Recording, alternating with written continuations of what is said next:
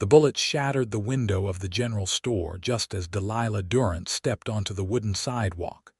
And in that heartbeat of chaos, a strong hand pulled her against the wall while boots thundered past in pursuit of someone she could not see.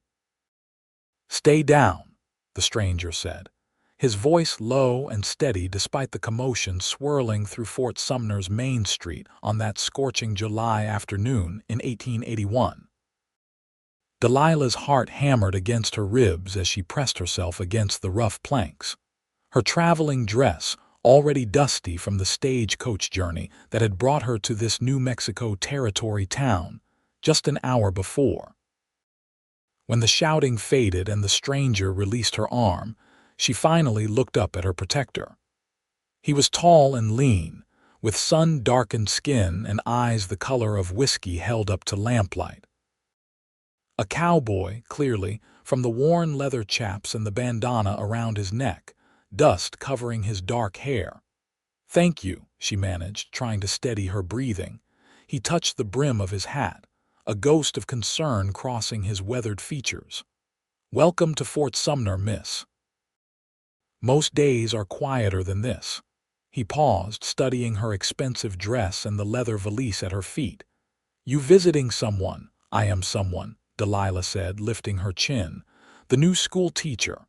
Something flickered in his eyes, surprise perhaps, or doubt. "Is that right?" Before she could respond, Sheriff Martinez came striding back down the street, holstering his pistol. "Got away, Jackson, slippery as always." He noticed Delilah and removed his hat. "Madam, my apologies for the excitement. You must be Miss Durant. Mayor Hutchins mentioned you would be arriving today." "I am," Delilah confirmed, brushing dust from her skirts with trembling hands she tried to hide. The cowboy, Jackson, was already stepping away. "I will leave you in the sheriff's capable hands, Miss Durant." "Wait," she said, not entirely sure why. "What is your full name? I should like to know who saved me from a stray bullet." He turned back, and this time there was the faintest hint of amusement in those whiskey eyes. "Jackson Zimmerman, miss. I work the cattle ranch north of here." "Thank you, Mr. Zimmerman." He nodded once and walked toward the saloon, his gait easy despite the violence that had just erupted. Sheriff Martinez watched him go with an expression Delilah could not quite read. "Come along, Miss Durant. I will take you to the boarding house where you will be staying. Mrs. Chen runs a respectable establishment." As they walked down the dusty street, Delilah absorbed her new home. Fort Sumner was smaller than she had imagined, a collection of wooden buildings baking under the merciless sun, with the Pecos River visible in the distance. She had come from Boston, where her father's debts had finally caught up with the family after his death 2 years prior. Her mother and younger brother had moved in with relatives, but Delilah, at 23, had chosen a different path. Teaching positions were scarce in the East, but the frontier needed educators, and she needed a fresh start far from the whispers about the Durant family's financial ruin. Mrs. Chen's boarding house was a 2-story structure painted white, with a small garden that somehow thrived despite the heat. The proprietor was a woman in her 40s with kind eyes and efficient movements. "Your room is upstairs, second on the right, Mrs. Chen said after Sheriff Martinez made the introductions and departed. "Dinner is at 6, breakfast at 7. No men above the first floor, no exceptions." "Of course," Delilah agreed. "The schoolhouse is 2 streets over." It has been closed since Miss Patterson married and moved to Santa Fe last spring. The children have been without proper instruction for months. Mrs. Chen paused. Some folks wondered if anyone would take the position. The pay is not generous. "I am here to teach, not to get rich," Delilah said simply. Mrs. Chen smiled. "Then you will do well. Fort Sumner needs practical people." That evening, Delilah ate dinner with the other boarders, a quiet clerk named Mr. Paulson, and an elderly prospector called Dusty Pete, who told elaborate stories about silver strikes that may or may not have been true. She went to bed early, exhausted from travel, and dreamed of bullets and whiskey-colored eyes. The next morning, Delilah walked to the schoolhouse carrying her valise of books and supplies she had brought from Boston. The building was smaller than she had hoped, a single room with a dozen desks in various states of disrepair, a blackboard that needed cleaning, and windows that let in generous amounts of dust. But it was hers, and she set to work immediately, sweeping and arranging and making lists of what needed to be purchased or fixed. She was washing the blackboard when she heard boots on the steps outside. Turning, she found Jackson Zimmerman in the doorway, hat in his hands. "Mr. Zimmerman," she said, surprised, "can I help you?" He looked uncomfortable, shifting his weight. "I heard you were opening the school next week. My boss, Mr. Henderson, he has a daughter, Sarah. She is 9 years old and she has not had proper schooling. He wanted me to ask if you would be willing to teach her." "Of course," Delilah said. "That is why I am here. All children are welcome." Jackson nodded but did not move to leave. "There is something you should know. Sarah's mother was Mescalero Apache. She died when Sarah was small. Some folks in town, they have opinions about that." Delilah set down her cleaning cloth. "Are you warning me that some people are bigots, Mr. Zimmerman?" He met her eyes directly. "I am warning you that this town can be unkind to those who do not fit their notion of what is proper." A girl with Apache blood, a schoolteacher from Boston, a cowboy who works for a man most ranchers around here consider too soft on the natives. We all know what it is like to stand apart. "Then perhaps we should stand together," Delilah said quietly. Something shifted in his expression, a wall coming down slightly. "That is a fine sentiment, Miss Durant, but sentiment does not always survive reality." "We will see," she said. "Please tell Mr. Henderson that his daughter is welcome in my classroom, and I will hear nothing against her heritage." "I will tell him." Jackson put his hat back on. "Good day, Miss Durant." After he left, Delilah stood in the empty schoolroom and wondered what she had gotten herself into. But she had not come all this way to bow to prejudice. If Fort Sumner wanted a schoolteacher, they would get one who taught all children equally, or they would get none at all. The school opened the following Monday with 17 students ranging from 6 to 14 years old. Sarah Henderson arrived with Jackson Zimmerman, who clearly served as more than just a ranch hand to the girl and her father. She was a beautiful child with her mother's dark eyes and her father's lighter hair, and she carried herself with a wariness that broke Delilah's heart. "Good morning, Sarah," Delilah said warmly. "I am Miss Durant. I am very pleased to have you in class." "Good morning, Miss Durant," Sarah said softly, her eyes darting to the other children who were watching. Jackson touched the girl's shoulder gently. "I will be back at 3 o'clock to walk you home." "She can walk with the other children if she likes," Delilah offered.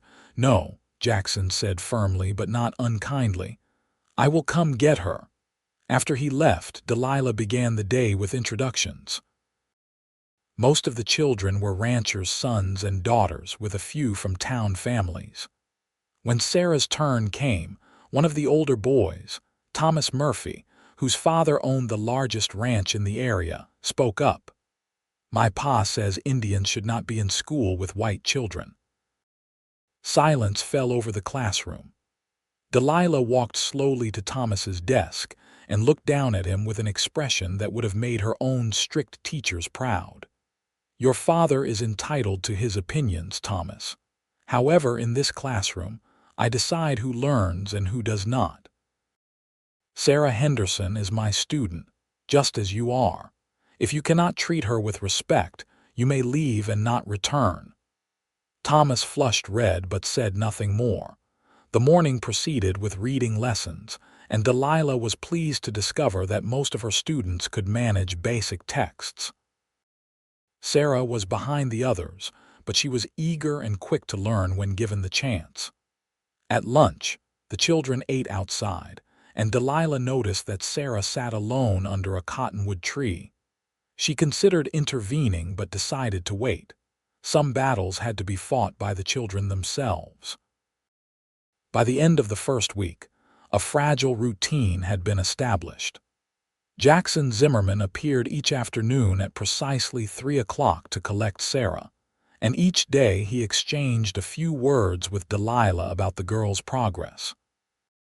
These conversations were brief and professional, but Delilah found herself looking forward to them, watching the clock as 3 approached. On Friday, Jackson lingered after the other children had scattered. "Sarah talks about you at dinner," he said. "She admires you greatly. She is a wonderful student, bright and curious. Her father and I are grateful you have given her this chance." Delilah studied him in the afternoon light slanting through the schoolhouse windows. "You care for her very much. I have known Sarah since she was born. Her mother, Mourning Dove, was a good woman. She deserved better than the treatment she received in this town, and Sarah deserves better than being judged for her blood." "You loved her," Delilah said quietly. "Sarah's mother." Jackson's expression closed. "That is not a question I will answer, Miss Durant. I apologize. That was presumptuous of me." He was quiet for a moment, then said, "Mourning Dove was my friend. When she was dying, she asked me to watch over Sarah and Henry. That is what I do." "That is an honorable commitment, Mr. Zimmerman. It is simply the right thing to do." He called for Sarah, who came running from where she had been drawing in the dirt with a stick. Together they walked away, the tall cowboy and the small girl, and Delilah felt something twist in her chest that she did not want to examine too closely. That Sunday, Delilah attended church service in Fort Sumner's small chapel. The minister, Reverend Thompson, was a portly man who preached about charity but whose eyes skipped over Delilah with cool assessment. After the service, several of the mothers approached her. Mrs. Murphy, Thomas's mother, spoke first. "Miss Durant, we heard that you have been allowing a half-breed child in the classroom." Delilah kept her voice level. "I have been teaching all the children of this community, yes. Some of us are concerned about the influence such a child might have on our sons and daughters. I assure you, Mrs. Murphy, that Sarah Henderson's only influence is to work hard and set an excellent example of dedication to learning." Mrs. Murphy's lips thinned. "Nevertheless, we feel it would be more appropriate if she received separate instruction. Perhaps you could tutor her in the evenings, away from the other children." "No," Delilah said simply. "Excuse me." I said no. "Sarah is my student and she will remain in the classroom with all the others. If you find this unacceptable, you are welcome to teach your son at home." The women exchanged glances, clearly not having expected such firm resistance. Mrs. Murphy drew herself up. "We will speak to Mayor Hutchins about this." "Please do," Delilah said. "Good day, ladies." She walked back to the boarding house with her head high but her hands shaking. Mrs. Chen was in the kitchen preparing Sunday dinner and took one look at Delilah's face. "What happened?" Delilah told her about the confrontation. Mrs. Chen listened, then shook her head. "They will try to have you dismissed. Let them try. You are braver than you look, Miss Durant." "Or more foolish," Delilah said. "But I cannot teach children to read and write if I am also teaching them that some people matter less than others." "Jackson Zimmerman came by yesterday," Mrs. Chen said, changing the subject while stirring a pot. "He asked if you were settling in well. I told him you were made of sterner stuff than the last teacher." "Did he?" "He is a good man, despite what some say." "What do some say?" Mrs. Chen glanced at her. "That he should have his own ranch by now instead of working for Henry Henderson. That he is too loyal to a man who married an Apache woman. That he is wasting his life on obligations that are not his own." She paused. but I think he is exactly where he wants to be, doing exactly what he believes is right. That is rare. That evening, Delilah wrote letters to her mother and brother, describing Fort Sumner but leaving out the conflicts. She had told them she was embarking on an adventure, and she would not worry them with troubles she intended to solve herself. Monday morning brought Mayor Hutchins to the schoolhouse just as lessons were beginning. He was a florid man in his 50s, wearing a suit too heavy for the New Mexico heat. "Miss Durant, a word outside, please." Delilah instructed the older students to read silently and stepped onto the porch with the mayor. "I have received complaints," Hutchins began without preamble, "about your inclusion of the Henderson girl in the regular classroom. Sarah Henderson is 9 years old and eager to learn. She belongs in school. I understand your sentiment, but you must consider the wishes of the community. These people pay for the school. Then they are paying for all children to be educated. I was not informed when I accepted this position that some students would be excluded based on their heritage." Hutchins sighed.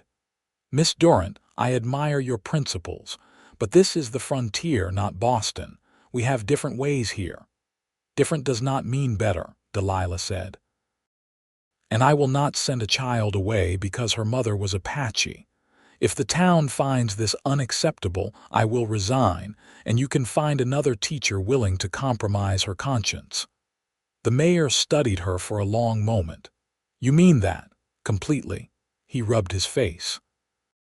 "Teachers are hard to come by. The last 2 left within months.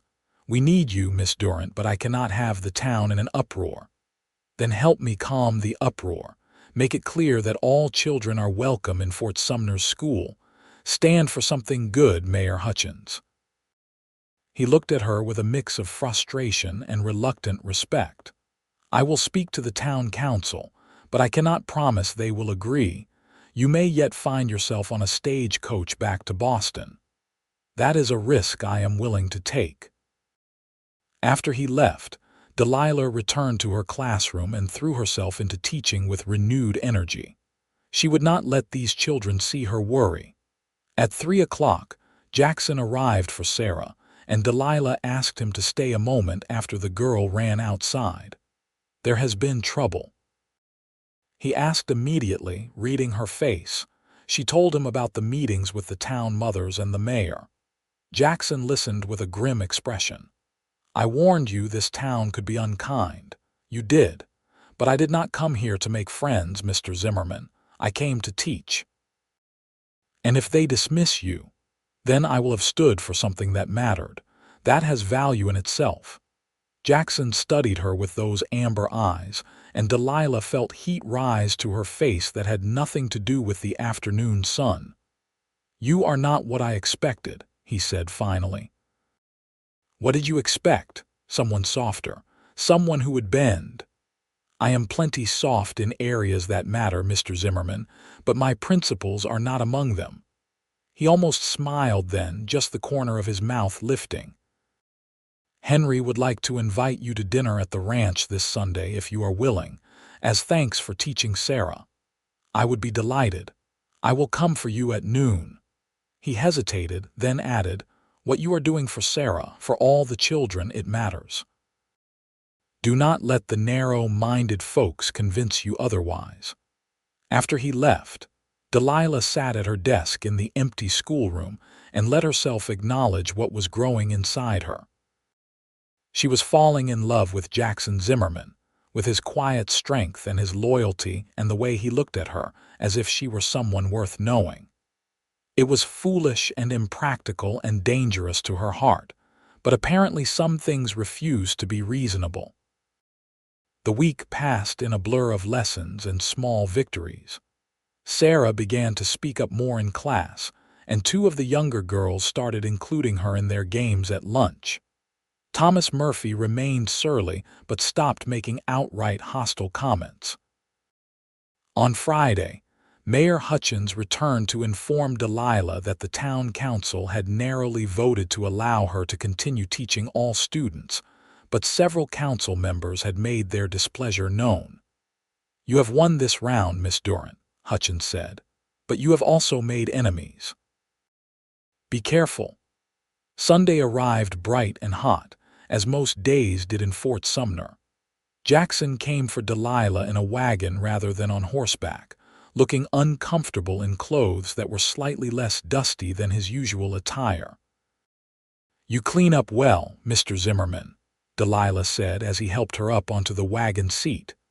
"I am not certain whether that is a compliment or an insult to my usual appearance. Definitely a compliment." The Henderson Ranch lay 5 miles north of town, nestled against rolling hills where cattle grazed in the heat. The ranch house was modest but well-maintained, with a wide porch and gardens that showed someone's careful attention. Sarah came running out when the wagon approached, her face alight with excitement. "Miss Durant, I am so glad you came. Papa has been cooking all morning." Henry Henderson emerged from the house, wiping his hands on a towel. He was a man in his late 30s with kind eyes and the weathered look of someone who had worked hard all his life. He greeted Delilah warmly, with none of the reserve she had encountered from many townsfolk. "Welcome to our home, Miss Durant. Sarah has not stopped talking about you since school started. Your daughter is a joy to teach, Mr. Henderson." Over dinner, a surprisingly good meal of roasted chicken and vegetables from the garden, Delilah learned more about the Henderson Ranch. Henry had built it from nothing over the past 15 years, working first as a ranch hand like Jackson, saving every penny until he could buy his own land. He had met Mourning Dove when he helped her brother track down stolen horses, and they had fallen in love despite knowing the difficulties their marriage would face. "She was the strongest person I ever knew," Henry said quietly, while Sarah played outside after eating. "The town made things hard for her, but she never let their hatred touch her spirit. I pray Sarah inherited that strength." "She is already showing it," Delilah assured him. Jackson, who had been mostly quiet during the meal, spoke up. "Sarah has her mother's heart and her father's determination. She will be fine." After dinner, Henry suggested Jackson show Delilah around the ranch while he cleaned up. Outside, the afternoon heat was slightly less oppressive, and Delilah walked beside Jackson toward the horse corrals where several beautiful animals watched their approach with curious eyes. "This is a good place," Delilah said. "Peaceful." "It is home," Jackson replied. "I have worked for Henry for 8 years now. He gave me a job when I needed one and never asked questions about where I had come from or what I was running from." "Were you running from something?" He leaned against the corral fence, his eyes on the distant horizon. "Everyone out here is running from something, Miss Durant. The frontier is where you go when the life you had before does not fit anymore." "Is that why you came?" "I had a ranch once in Texas. After the war. My brother and I worked it together, built it from nothing like Henry did here. Then my brother died in a flash flood, and I lost the will to keep fighting for it alone. I sold everything and drifted until I ended up here. I am sorry about your brother. It was a long time ago." He turned to look at her. "What about you? What are you running from?" Delilah considered not answering, but something about the openness of the landscape and the honesty in his eyes made her want to share. "Failure, I suppose.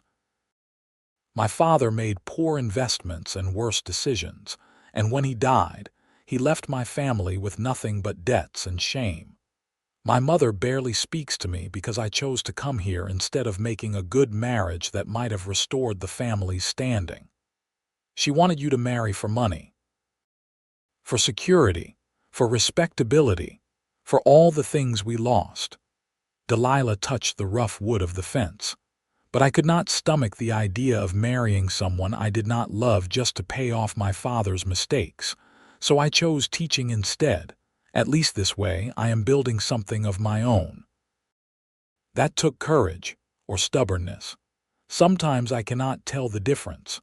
Jackson smiled then, a real smile that transformed his serious face. I think stubbornness is just courage by another name. They walked further, talking about nothing and everything, and Delilah felt something settling inside her, a sense of rightness she had not experienced since before her father's death. When they returned to the house, Sarah begged Delilah to stay longer and read stories, which she did until the sun started its descent toward the horizon. On the drive back to town, Jackson was quiet until they were almost to the boarding house. Then he said, "The town is talking about us." "About us? There is no us to talk about. There is now. You came to the ranch. You are teaching Sarah despite the opposition. I collect her every day from school. That is enough for gossip in a place like Fort Sumner." Delilah's heart sank. "Will that cause problems for you? For me, no. I stopped caring what this town thought years ago, but for you, it could make things harder. A schoolteacher is supposed to be above reproach. I am above reproach. I have done nothing wrong.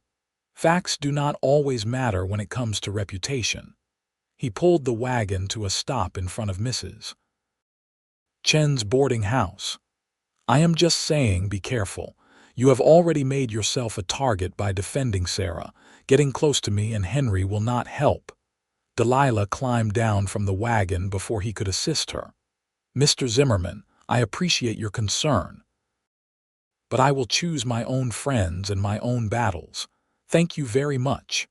If the town does not like it, they can find themselves another teacher."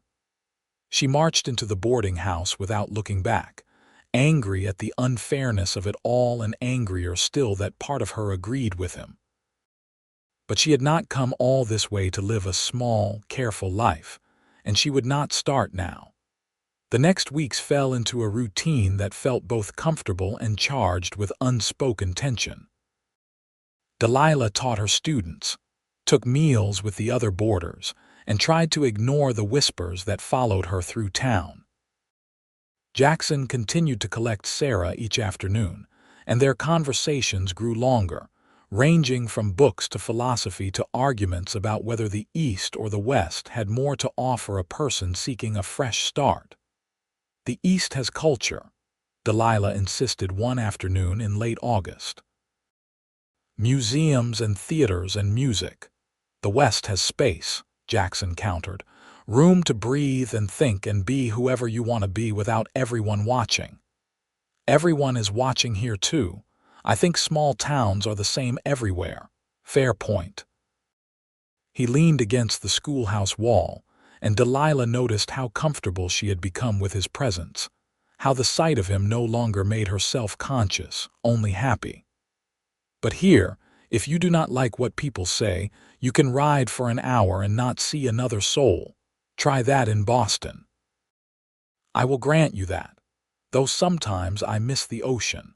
The desert is beautiful, but it is not the same as watching waves roll in." "I will take you to see the Pecos River someday," Jackson offered. "It is not the ocean, but there are places where it runs wide and you can hear the water singing." "I would like that." Sarah appeared then, carrying her slate. "Miss Durant, I finished all the arithmetic problems. Can I show you?" Delilah examined the careful work, pleased to see every answer correct. "Excellent job, Sarah. You have been practicing." "Jackson helps me in the evenings," Sarah confided. "He is good at numbers."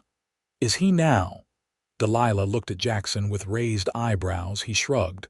"I keep the ranch accounts. Numbers make sense to me. A cowboy with a head for mathematics. Full of surprises, Mr. Zimmerman." After they left, Delilah tidied the schoolroom and thought about how much her life had changed in just 2 months. She had come to Fort Sumner expecting to teach and be alone, to rebuild herself in solitude. Instead, she had found purpose and conflict and, most unexpectedly, the beginning of something that might be love. It terrified her. That evening, Mrs. Chen found Delilah on the boarding house porch, watching the stars emerge in the vast New Mexico sky. "You have feelings for him," Mrs. Chen said without preamble, Delilah considered denying it but found she could not. Is it that obvious? To someone who is paying attention, yes. Does he know? I do not believe so, and it does not matter. He sees me as Sarah's teacher, nothing more. Mrs. Chen sat down beside her. I have lived in this town for 20 years, Miss Durant. I came here from San Francisco with my late husband, and when he died, I stayed because I had made a life here. I have seen many people come and go, and I have learned to recognize when two people are circling each other like wary animals, both afraid to make the first move. You think Jackson has feelings for me? I think he looks at you the way my husband used to look at me. Like you are water in the desert. Mrs. Chen patted Delilah's hand. But you should know the town will not approve. They already whisper about you defending Sarah. If you were to take up with Jackson Zimmerman, they will say worse things. What things? That you are loose in your morals. That you have failed as a schoolteacher. That you are not fit to instruct their children. Mrs. Chen's voice was gentle but honest. I am not saying this to discourage you, only to prepare you. Love is worth fighting for, but you should know what the fight will cost. Delilah thought about this long after Mrs. Chen went inside. She had already made enemies by standing up for Sarah. Adding a romance with Jackson would only fuel the gossip, but the thought of walking away from what she felt for him seemed impossible. She had not survived her family's collapse and traveled halfway across the country to live in fear of small-minded people's opinions. September brought cooler temperatures and the beginning of harvest season.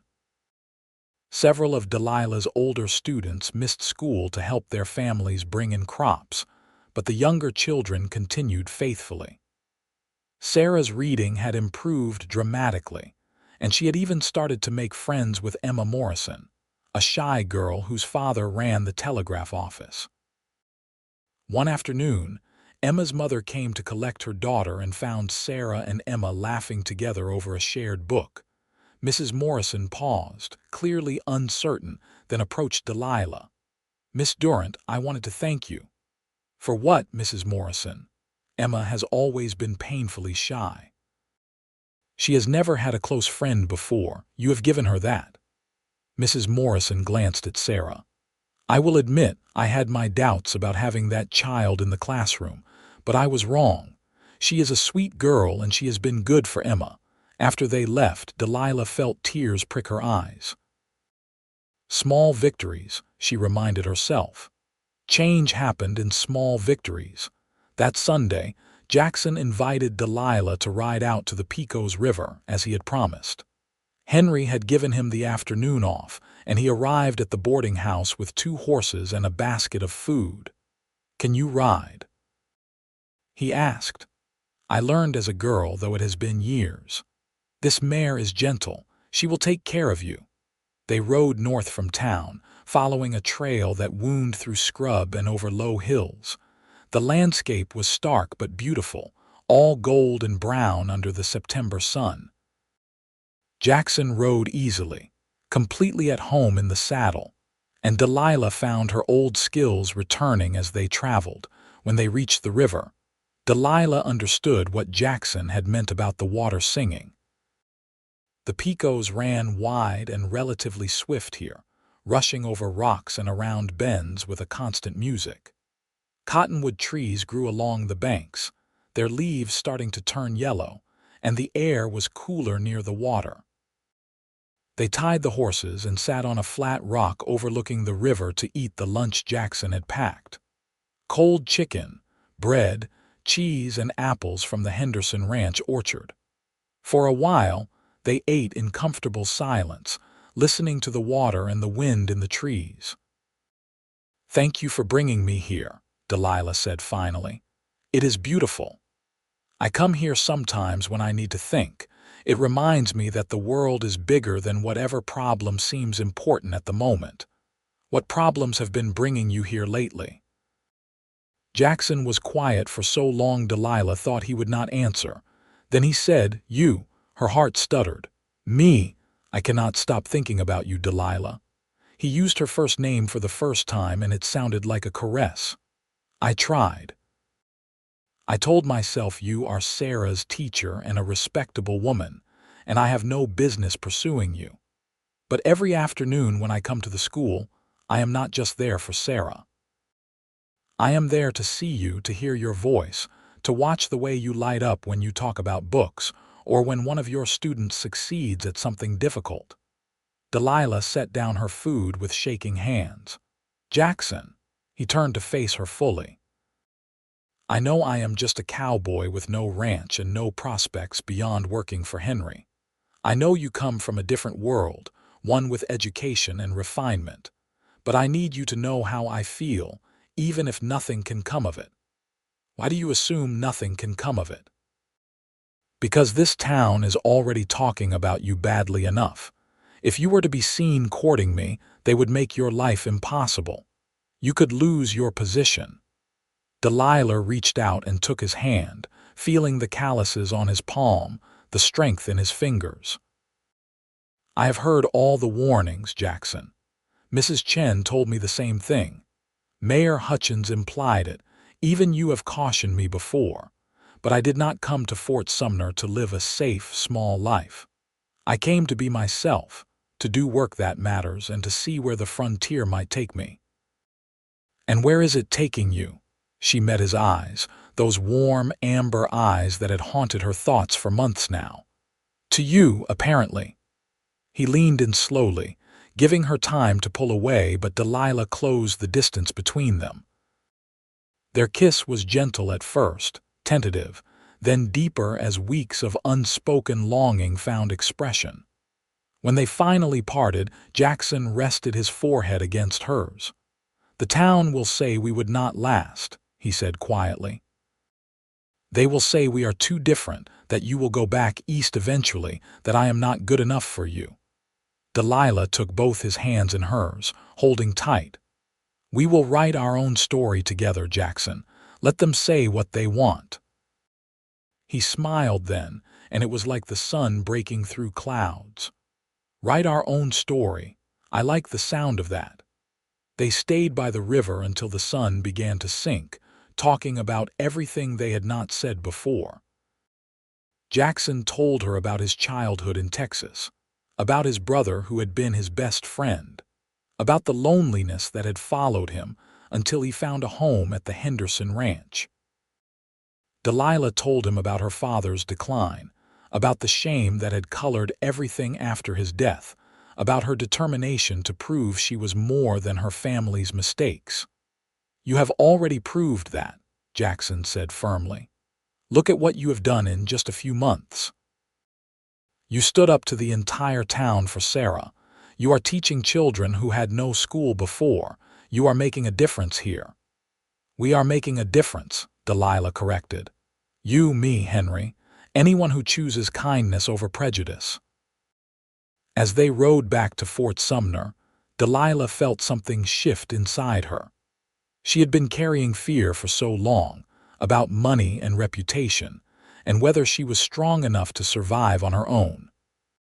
But sitting beside Jackson, feeling the warmth of his presence, she realized she was not on her own anymore. She had found someone who understood her, who valued what she valued, who would stand with her against whatever came. When they reached the boarding house, Jackson helped her down from the horse. Several people on the street were watching, including Mrs. Murphy, whose disapproving frown was visible even from a distance.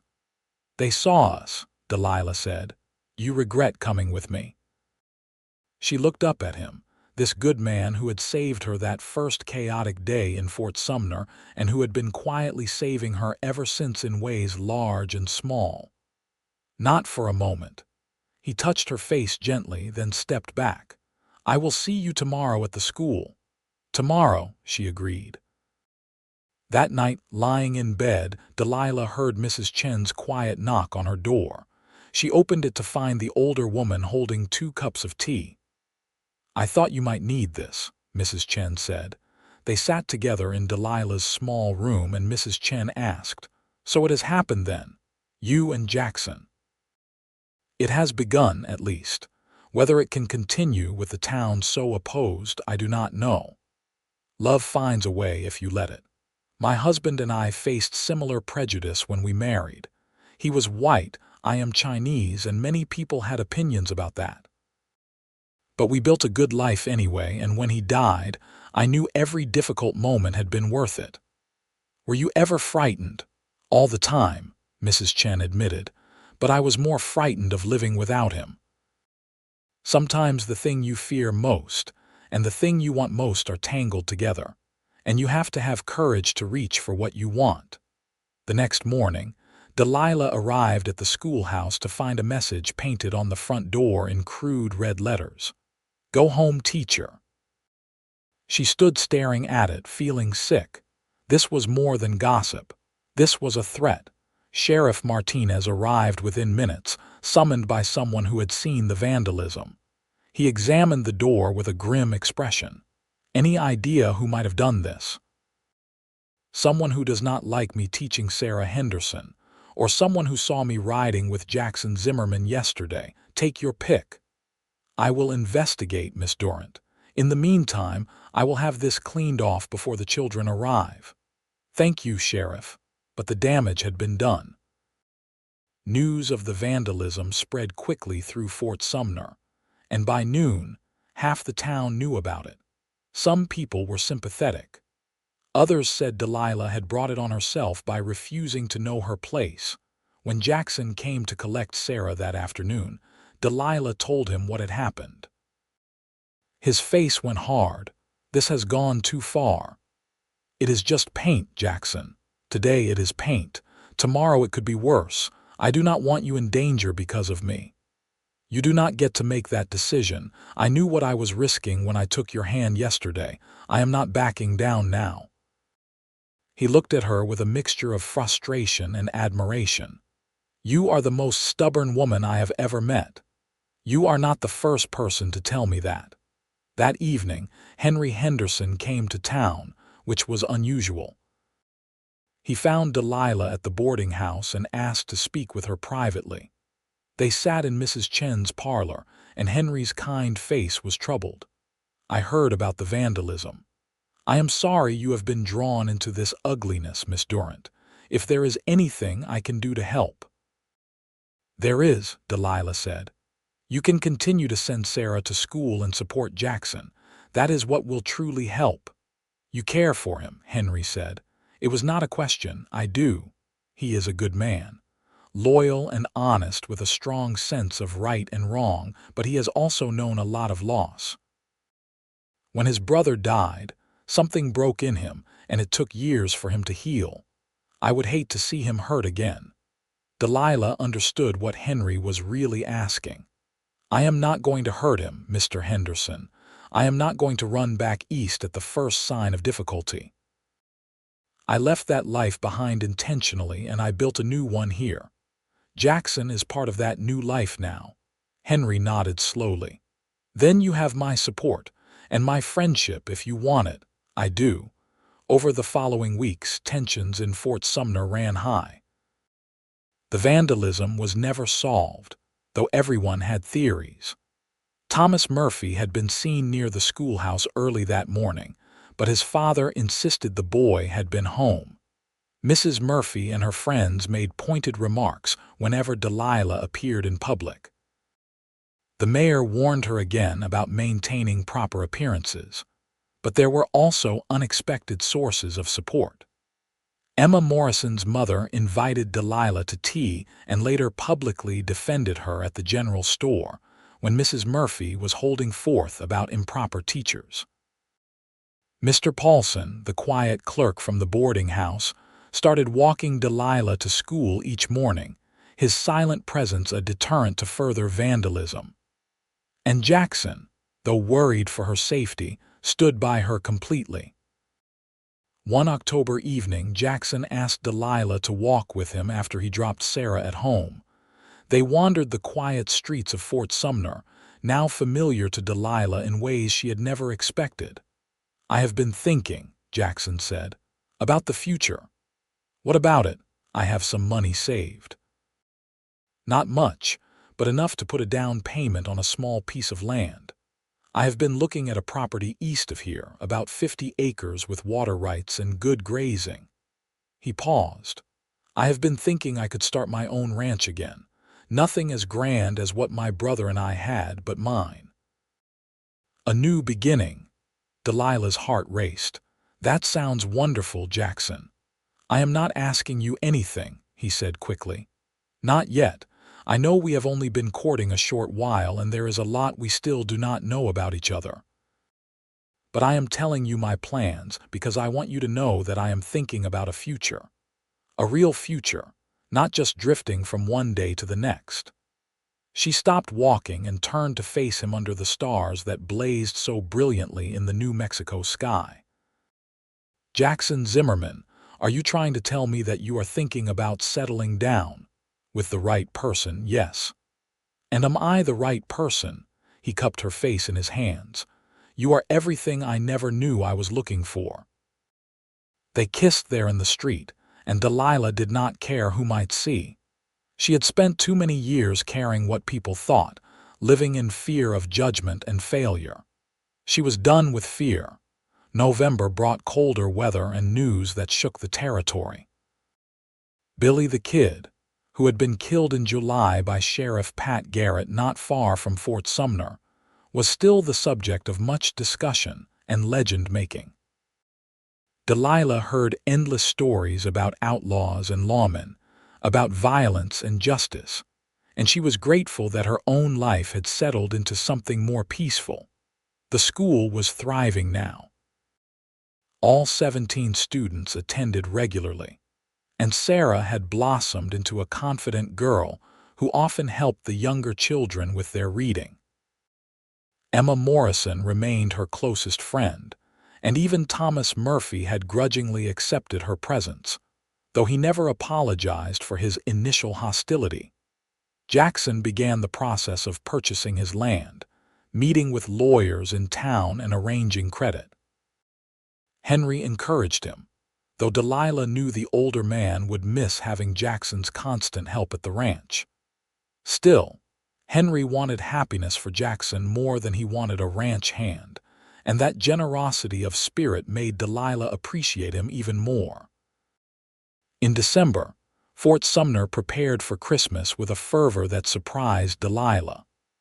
The small town decorated its buildings with pine boughs and ribbons, and families planned gatherings and gift exchanges. The schoolchildren practiced songs and recitations for a Christmas program, and Delilah threw herself into organizing the event. 1 week before Christmas, Jackson asked Delilah to close her eyes and took her to see his new property. When she opened them, she found herself standing in front of a small cabin on rolling land with distant mountains visible to the west. "It needs work," Jackson said, and that was an understatement. The cabin was rough and weathered, and the land around it was empty except for scrub brush and potential, but Delilah could see what it might become with care and effort. "It is perfect," she said. "Really. Because I know it is not much compared to what you are used to." She turned to him. "What I am used to is a big empty house in Boston full of my father's failures. This is a fresh start. This is hope. That is worth more than any mansion." Jackson pulled her close. "I love you, Delilah Durant. I should have said it before, but I am saying it now. I love you." "I love you too," she whispered against his chest. "So much." They stood together as the December wind blew around them, two people who had found each other against all odds in a town that had said they would not last. The Christmas program was a triumph. Every child performed beautifully, and even Mrs. Murphy grudgingly admitted that Sarah Henderson had one of the prettiest singing voices. The town gathered in the church, and for one evening, division seemed to fade as parents watched their children with pride. After the program, Jackson found Delilah as she was collecting leftover decorations. "Come outside for a moment." She followed him into the clear December night, where stars filled the sky like scattered diamonds. Jackson took both her hands, and Delilah saw he was nervous, which was unusual for a man normally so steady. "I know we have only known each other 5 months," he began, "and I know the town says we are too different that it would never work. But I do not care what they say. I care what you say." He went down on one knee and Delilah's breath caught. "Delilah Durant, will you marry me? Will you help me build a life on that rough piece of land? Will you write this story with me, whatever it turns out to be?" Tears streamed down her face as she pulled him to his feet. "Yes, yes to all of it." He kissed her there in front of the church, and when they finally pulled apart, they found they had an audience. Several families had followed them outside and witnessed the proposal. For a moment, Delilah braced herself for criticism or judgment. Then Mrs. Chen started clapping. Emma Morrison's mother joined in. Henry Henderson, who had been watching Sarah in the crowd, whooped with joy. Even Sheriff Martinez smiled and nodded his approval. Not everyone celebrated. Mrs. Murphy turned away with a sniff, and several other families left quickly. But enough people stayed to congratulate them that Delilah felt surrounded by warmth despite the cold night. Later, back at the boarding house, Mrs. Chen hugged Delilah tightly. "I told you love finds a way. You did. Thank you for believing in us. When is the wedding?" "We have not discussed that yet. Everything happened so fast." "Spring would be nice," Mrs. Chen suggested. "After the worst of winter but before the summer heat." That night, Delilah wrote long letters to her mother and brother, telling them about Jackson and the engagement. She did not know how they would respond. Her mother had wanted her to marry well, which by Boston standards Jackson certainly did not qualify as. But Delilah had stopped living by Boston standards.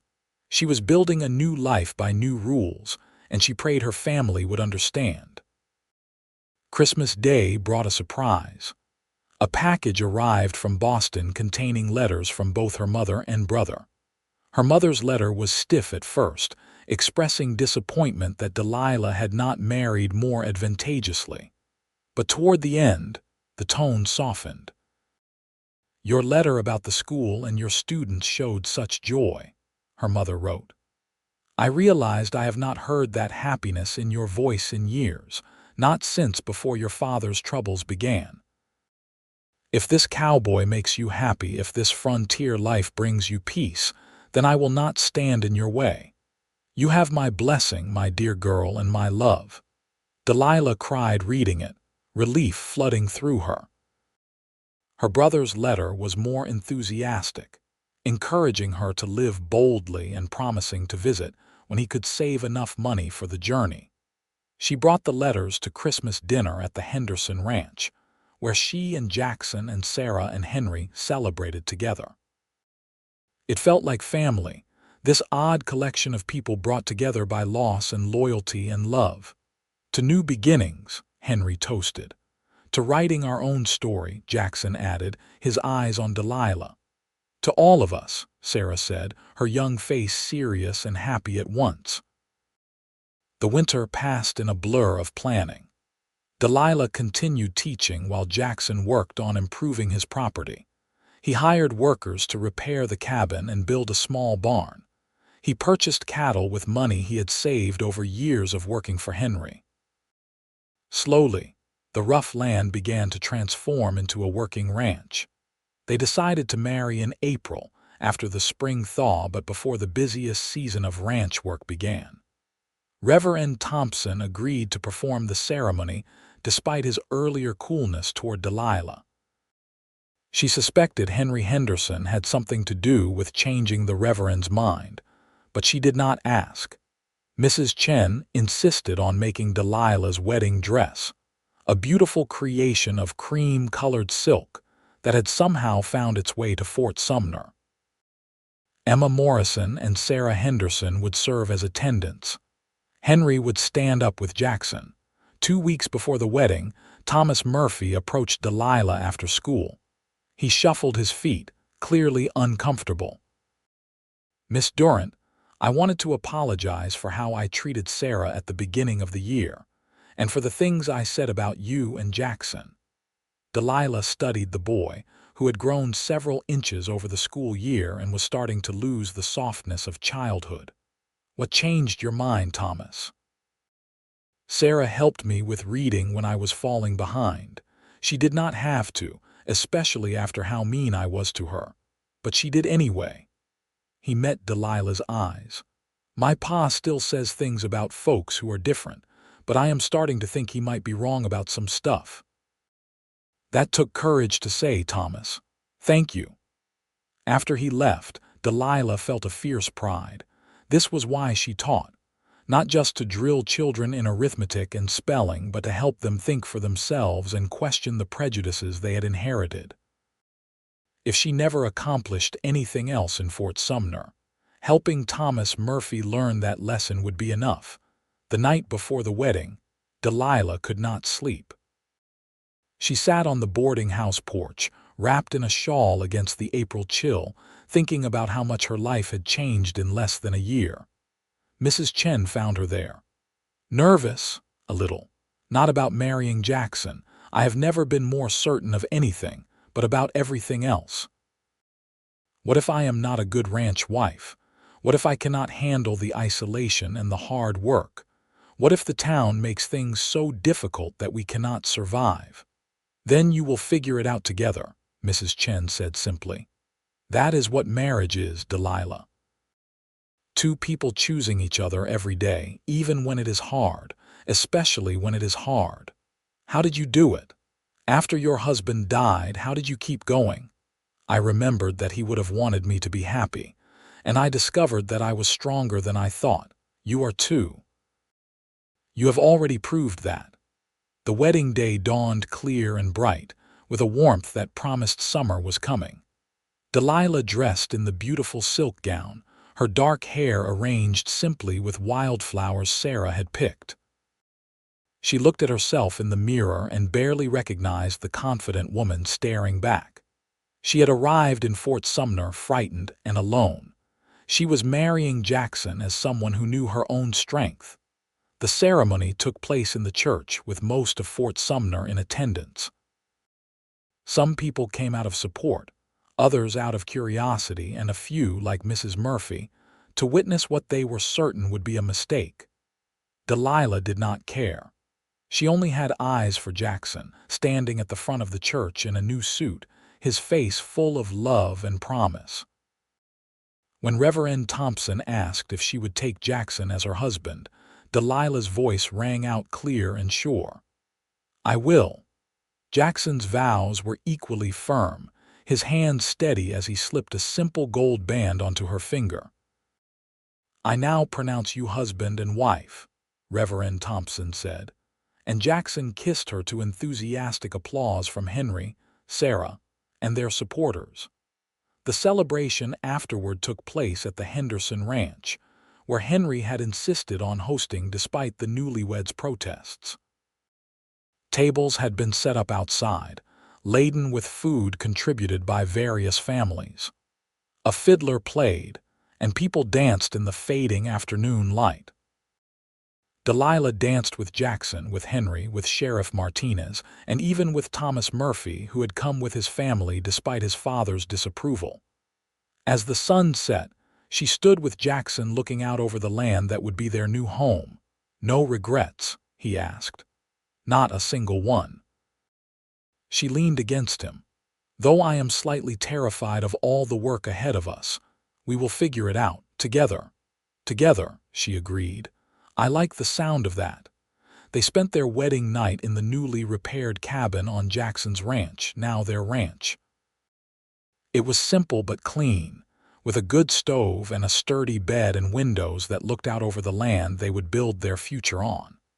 As they lay together that first night as husband and wife, Delilah felt a peace she had not known in years. "What are you thinking?" Jackson asked, his fingers tracing patterns on her shoulder. "That I am exactly where I am supposed to be. That every difficult thing that happened before, every loss and fear and moment of doubt led me here to you. I would not change any of it." He kissed her forehead. "We are going to have a good life. Delilah Zimmerman. She smiled at hearing her new name. Yes, we are. The transition from schoolteacher to ranch wife proved challenging but manageable. The school year ended in May, and Delilah threw herself into learning the rhythms of ranch life. She had always been a quick study, and Jackson was a patient teacher. She learned to manage the garden, to preserve food for winter, to handle horses with confidence, and even to assist with cattle when necessary. The work was harder than anything she had done in Boston, but it was also more satisfying. Each day, she could see concrete results of her efforts: the garden flourishing, the cabin becoming more comfortable, the cattle growing fat on the spring grass. Jackson proved to be everything she had hoped and more. He was patient with her mistakes, appreciative of her efforts, and openly affectionate in ways that still made her blush. They worked side by side during the day and talked for hours in the evening, never running out of things to say to each other. In June, Henry and Sarah came for dinner, as they did most Sundays. Sarah had grown even more confident, chattering happily about the books she was reading and the things she was learning from her father about ranch management. "I am going to run a ranch someday," Sarah announced over dessert, "just like Papa and Jackson." "I have no doubt you will," Delilah said. "You can do anything you set your mind to."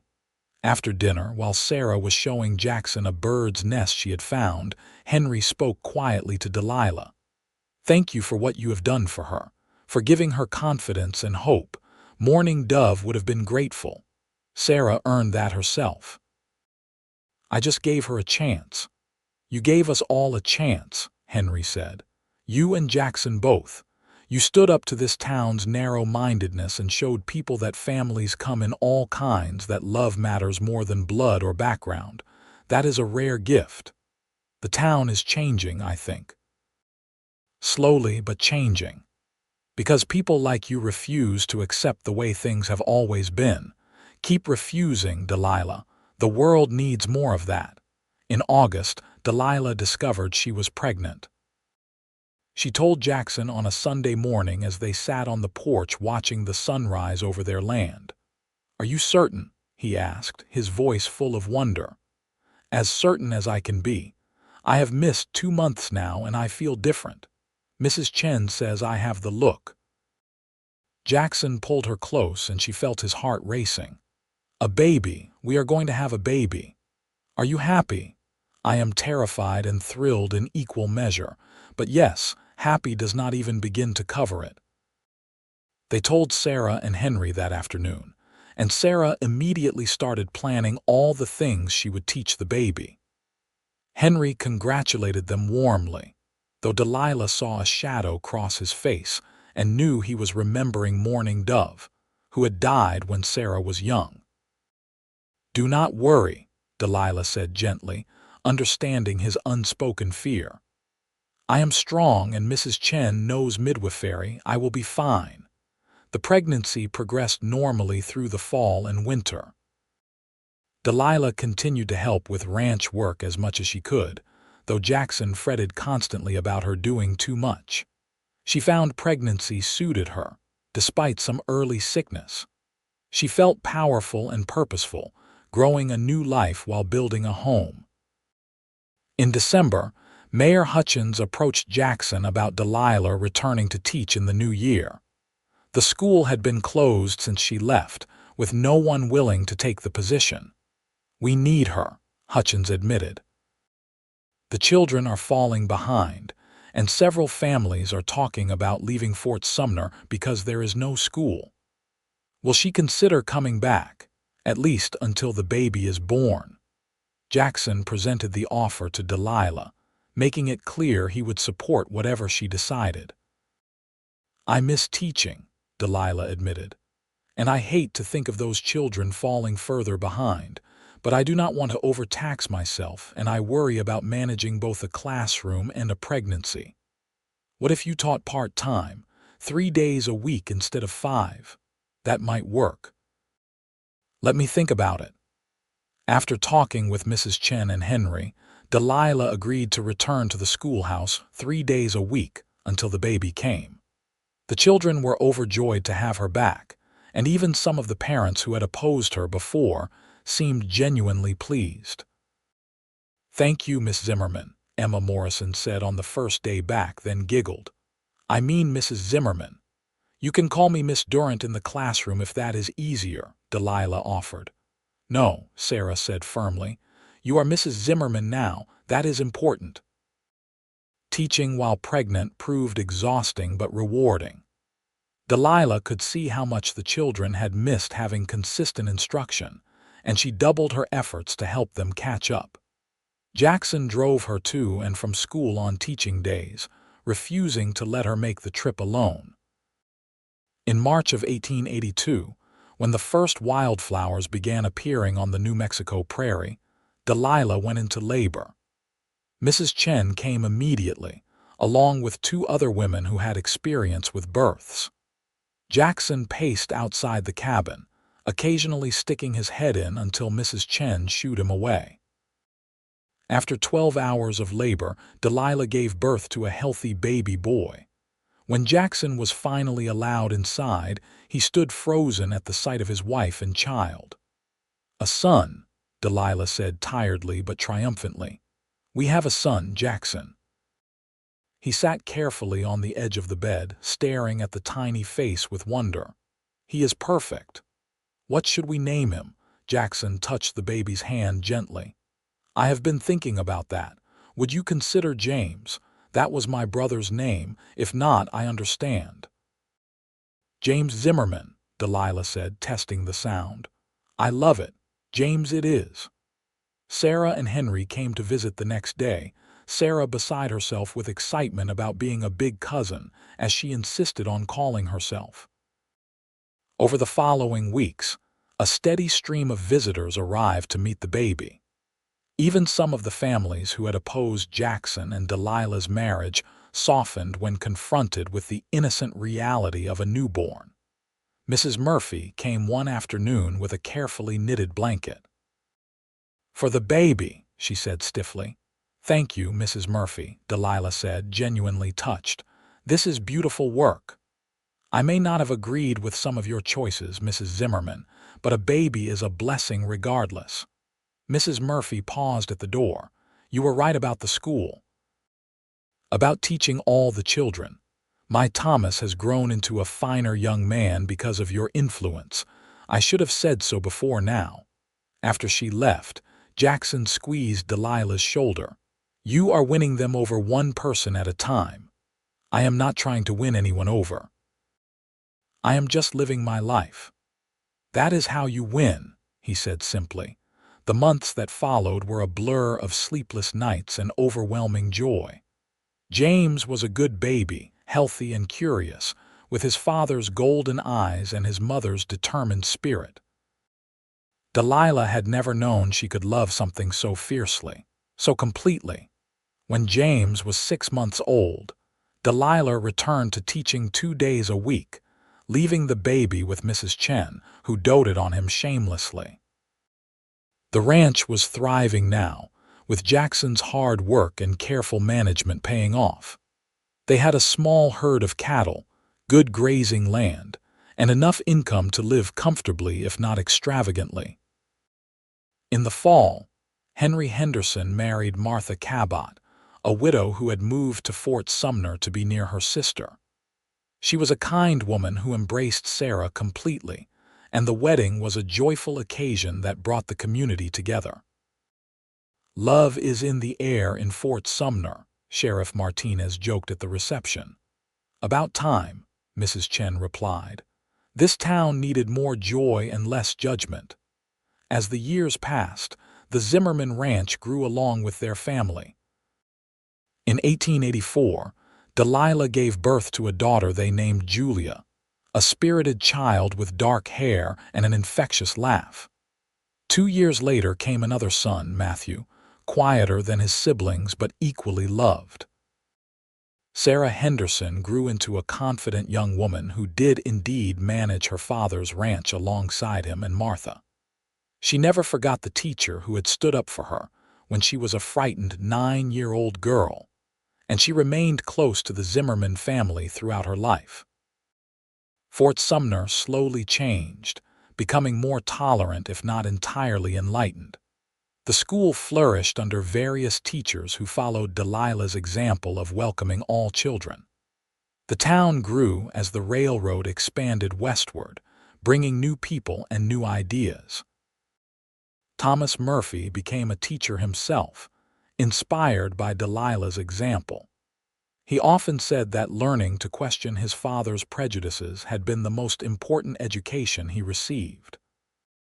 On their 10th wedding anniversary, Jackson and Delilah stood on the porch of their expanded cabin, watching their children play in the yard. James was 8 now, tall and responsible. Julia was 6, fearless and full of questions. Matthew was 4, currently trying to catch a grasshopper with intense concentration. "You remember what you said that first day at the river?" Jackson asked, his arm around Delilah's waist. "When I said the town would claim we would not last, I said we would write our own story together. And we have. A good story, I think." Delilah leaned into him, watching the sun paint the New Mexico sky in shades of gold and crimson. "The best story. One where two people who were not supposed to fit together built a life that was bigger than either of us alone. Where a town that said it could not change did change, bit by bit. Where love turned out to be stronger than prejudice. Should we write it down, so the children know how it all began? I think they already know the important parts, that their parents loved each other. That we fought for what was right. That we never gave up, even when it would have been easier to walk away." James called out then, asking them to come see something he had found in the garden. They walked down together, hand in hand as they had been that first day when Jackson pulled her to safety on Fort Sumner's chaotic Main Street. The town had said they would not last. But they had written their own story together, and it was still being written, one day at a time, one choice at a time, one moment of love and courage and stubbornness at a time, and it was a beautiful story indeed. Years continued to unfold with a rhythm that felt both predictable and miraculous.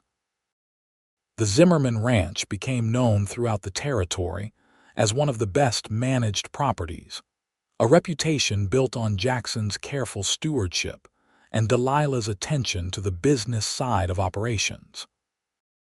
She kept the books with the same precision she had once applied to lesson plans, and together they built something that would last beyond their lifetimes.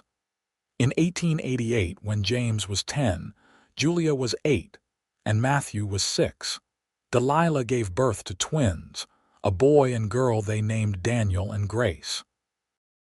The pregnancy had been difficult, and Jackson had worried constantly, but both babies arrived healthy and loud, announcing their presence to the world with matching cries that made everyone laugh. 5 children, Jackson said in wonderment as he held Grace while Delilah nursed Daniel. "We have 5 children. Are you complaining?" "Not for a moment, though I am grateful our cabin has grown over the years." Indeed, the original small cabin had been expanded several times and now stood as a proper ranch house with multiple bedrooms, a large kitchen where the family gathered for meals, and a parlor where Delilah kept her books and Jackson displayed a few cherished photographs. Sarah Henderson, now a young woman of 21, had married a rancher named David Torres, whose father had come north from Mexico years before. Their wedding had been another milestone in Fort Sumner's gradual acceptance of mixed heritage marriages, though there were still those who whispered. Sarah did not care. She had learned from Delilah's example that living authentically mattered more than pleasing narrow-minded critics. "You gave me the courage to marry for love," Sarah told Delilah at her wedding reception. "You showed me it was possible." "You found that courage yourself," Delilah replied. "I just reminded you it was there." Henry Henderson, now in his 50s and graying at the temples, had tears in his eyes as he walked Sarah down the aisle. Later, he told Jackson and Delilah that Mourning Dove would have been proud of the woman their daughter had become. "She is proud," Delilah said gently. "Wherever she is, I am certain she is proud." The school in Fort Sumner continued to thrive, now with 2 teachers to handle the growing number of students. Delilah still taught part-time when she could, especially enjoying working with the older students on literature and composition. Several of her former pupils had gone on to college in the East, something that would have been unthinkable when she first arrived. Emma Morrison, the shy girl who had befriended Sarah, became a teacher herself and took over much of Delilah's former duties. The 2 women remained close friends, often discussing curriculum and sharing strategies for reaching difficult students. "You changed my life," Emma told Delilah one afternoon as they watched their children play together. Emma had married a surveyor and had 3 children of her own now. "You gave me confidence I never knew I had." "You gave that to yourself," Delilah said, using the phrase she had perfected over years of encouraging students. "I just created space for it to grow." As the 1890s approached, Fort Sumner was transforming from a rough frontier town into an established community. The wild days of outlaws and gunfights had faded into legend and tall tales. Churches and schools outnumbered saloons now. The railroad brought not just goods but also ideas. Newspapers from back east, books, and travelers with stories of a changing world. Jackson and Delilah watched these changes with mixed feelings. The frontier had given them the freedom to be themselves, to build something new away from the constraints of older, more rigid societies. As civilization crept west, they worried that some of that freedom would be lost. "But change is inevitable," Jackson said one evening as they discussed the future. "The world moves forward. We can either move with it or be left behind. I know. I just hope the good things survive the change." The sense of community, the willingness to help neighbors, the space for people to be who they are. Those things survive if we fight for them, just like you fought to keep Sarah in school, just like we fought to build this ranch and this family. The fight does not end, Delilah. It just changes shape. In 1891, James, now 17, announced his intention to attend college. He wanted to study agriculture and animal husbandry, to bring modern scientific methods back to the ranch. Jackson and Delilah were proud, though the thought of their eldest child leaving was bittersweet. "He will come back," Jackson assured Delilah as they lay in bed the night after James's announcement. "This land is in his blood. He just needs to see what else is out there first." "I know. I just remember being his age, thinking I knew everything, rushing headlong into the world. I made so many mistakes. And you survived them. He will too. We raised him well." Julia, at 13, was already showing signs of her mother's teaching talent. She helped the younger children with their lessons and had infinite patience with Matthew and the twins. Delilah suspected Julia would follow her into education, though she was careful not to push. Each child needed to find their own path. Matthew, at 11, was the quiet one, always more comfortable with animals than people. He spent hours with the horses and cattle, learning their ways with an intuition that could not be taught. Jackson saw himself in Matthew, the same solitary nature that sought peace in wide open spaces. The twins, Daniel and Grace, were 7 now and utterly inseparable. They had their own language, their own games, their own world that occasionally intersected with the family but remained fundamentally their own. Watching them, Delilah was reminded that each child was a mystery to be discovered, not molded but guided. On their 15th wedding anniversary, The community threw a celebration at the church. It had been Mrs. Chen's idea, organized with Emma's help and enthusiastically supported by Henry and Martha Henderson. Nearly the entire town attended, including several families who had once opposed the marriage. 15 years, Mayor Hutchins said in his speech, now gray-haired but still holding office. 15 years ago, many of us thought this union would not last a season. We were wrong. The Zimmermans have not only lasted, they have thrived. They have built a successful ranch, raised a beautiful family, and contributed immeasurably to our community. They have taught us, sometimes uncomfortably, that love transcends our small prejudices and that courage comes in many forms. Delilah squeezed Jackson's hand as the crowd applauded. She looked around at the faces gathered there, some old, some new, all part of the story they had written together. Mrs. Chen smiled at her with knowing eyes.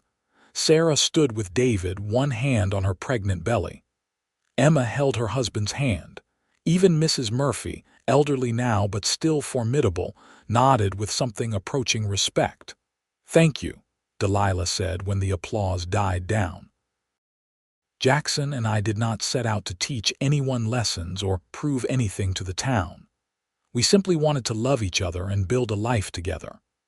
If our story has inspired others to be brave, to stand up for what is right, to love without regard for what others might say, then we are honored. But the credit belongs to all of you too. Fort Sumner could have remained trapped in prejudice and fear. Instead, slowly and sometimes painfully, you chose to grow and change. That takes courage too." Jackson pulled her close and said loud enough for everyone to hear, "My wife has a talent for speeches. I will just say this. We were told we would not last. We were told we were too different. But we wrote our own story together, and I would not change a single chapter." The party lasted late into the evening, with music and dancing and children running wild under the stars. As Delilah danced with Jackson, she thought about that first day in Fort Sumner, when a bullet shattered glass and a stranger's hand pulled her to safety. She could not have imagined then where that moment would lead, what beautiful complexity would unfold from such a chaotic beginning. "Happy?" Jackson asked, his breath warm against her ear. "Incredibly. You, more than I ever thought possible." They danced until James cut in, asking to dance with his mother. He was nearly as tall as his father now, a young man rather than a boy, and Delilah felt time's passage acutely as they moved around the floor. "I am proud of you," she told him. "Not just for going to college, but for being who you are, kind and thoughtful and hardworking." "I learned from the best," James said. "You and Pa showed all of us what it means to stand for something, to fight for what is right even when it is difficult. And your siblings. Will they be all right when you are gone?" "Julia will keep everyone in line," James said with a grin. "She already does. And Matt will have more space to come into his own without his big brother overshadowing him. As for the twins, they hardly need anyone. They have each other." "When did you become so wise?" "I pay attention. That is all." Later, as the party wound down and families began heading home, Sarah approached Delilah with her husband David. "We have something to tell you," Sarah said, her eyes bright. "The baby is a girl. We are going to name her Morning Dove after my mother, and her middle name will be Delilah after you." Tears sprang to Delilah's eyes. "Sarah, I am honored. You gave me the chance to become who I am. You stood up for me when no one else would. I want my daughter to know she is named after two of the strongest women I have ever known." Henry joined them, and Delilah saw he was crying too. "Morning Dove would have loved you," he told Delilah. "She would have been so grateful for what you did for Sarah." "I wish I could have known her," Delilah said honestly. "In a way, you do. Every time you see Sarah's courage and determination, you are seeing her mother's legacy." The family walked home together in the moonlight, children tired and happy, adults reflective. When they reached the ranch house, Jackson sent the older children to put the younger ones to bed while he and Delilah stood outside, looking at the stars. "You remember what you said to me that day at the river?" Jackson asked. "When I warned you the town would say we would not last. I said we would write our own story together. And we have. Chapter after chapter, year after year, a story about love and courage and stubbornness." "Do not forget stubbornness," Delilah agreed with a smile. "That might be the most important ingredient." "What do you think the next chapters will bring?" "Grandchildren, certainly. Gray hair. Aching joints. The joy of watching our children build their own lives. The satisfaction of seeing the ranch continue to thrive, growing old together." "That sounds perfect." They went inside to find the house finally quiet, children asleep, the day's celebrations fading into memory. In their bedroom, Delilah sat at her dressing table brushing her hair while Jackson prepared for bed. "You ever wish we had stayed in the East?" she asked, meeting his eyes in the mirror. "That you had found someone less complicated, someone who did not bring trouble to your door." He came to stand behind her, his hands on her shoulders. "Never. Not for one moment. You brought life to my door, Delilah, purpose and passion and meaning. Everything before you was just existing. With you, I live." She turned to embrace him, and they held each other in the quiet house, surrounded by the family they had built and the life they had chosen. The years continued their steady march. James went off to college and excelled, sending letters home full of new ideas and enthusiasm. Julia did indeed become a teacher, working alongside Emma Morrison in Fort Sumner's growing school system. Matthew took over more of the ranch operations, his quiet competence reassuring as Jackson's joints began to protest the hard work of cattle ranching. The twins pursued their own interests as they grew. Daniel discovered a talent for breaking and training horses, becoming known throughout the territory for his gentle methods. Grace, to everyone's surprise, became fascinated with the law and convinced her parents to let her study with a lawyer in Santa Fe, one of the first women in the territory to pursue legal training. Sarah's daughter, Mourning Dove Delilah Torres, called Dove by everyone, grew into a beautiful child who spent almost as much time at the Zimmerman Ranch as at her own home. She adored her honorary grandparents and announced at age 5 that when she grew up, she wanted to be exactly like Aunt Delilah. "You want to be an old woman," Delilah teased gently. "I want to be brave like you," Dove said seriously. "Papa says you were the bravest person he ever met because you stood up for Mama when no one else would." As the new century approached, Fort Sumner prepared for celebrations. The town that had once been a rough collection of buildings in the desert had grown into a thriving community with schools, churches, shops, and families who had lived there for generations now. At the turn of the century celebration on January 1, 1900, the mayor called upon Jackson and Delilah to say a few words as some of Fort Sumner's longest-standing prominent citizens. Jackson declined with his typical modesty, but Delilah agreed. She stood before the gathered crowd, now 51 years old but still straight-backed and clear-eyed. "When I arrived in Fort Sumner in 1881, I was running from my past and uncertain about my future. I found both challenges and blessings here. This town tested me, questioned me, and sometimes opposed me, but it also gave me the greatest gifts of my life. My husband, my family, my purpose, and my home." She looked at Jackson, standing to the side with their children. Matthew held the twins, now 12, while Julia and Emma stood together. James had come home from college for the holidays. Sarah and David were there with Dove. Henry and Martha Henderson, both gray-haired now, smiled encouragingly. "I have lived in this town for 19 years, Delilah continued. I have watched it change and grow. I have watched children I taught become parents themselves. I have seen prejudice give way, slowly and imperfectly, to acceptance. I have witnessed a community choose courage over fear, love over hatred, growth over stagnation. That is what I will remember about Fort Sumner as we enter this new century. Not that it was perfect, but that it was willing to try to be better. The crowd erupted in applause, and Delilah stepped back into Jackson's waiting arms. "Beautiful speech," he said. "I have had a lot of practice," she replied with a smile. Mrs. Chen, now 70 but still spry, approached them. "You have been good for this town, Delilah Zimmerman. You and Jackson both. You showed people what is possible when you refuse to accept limits." "We just lived our lives, Mrs. Chen." "That is how you change the world. One life, lived with courage and love. That is all anyone can do." As they walked home that night, the first night of a new century, Jackson and Delilah talked about their hopes for the future. They wanted to see all their children settled and happy. They wanted the ranch to continue thriving.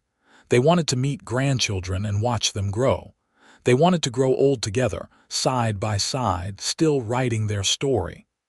"You think we will make it another 20 years?" Delilah asked. "I plan to make it another 40, Jackson said firmly.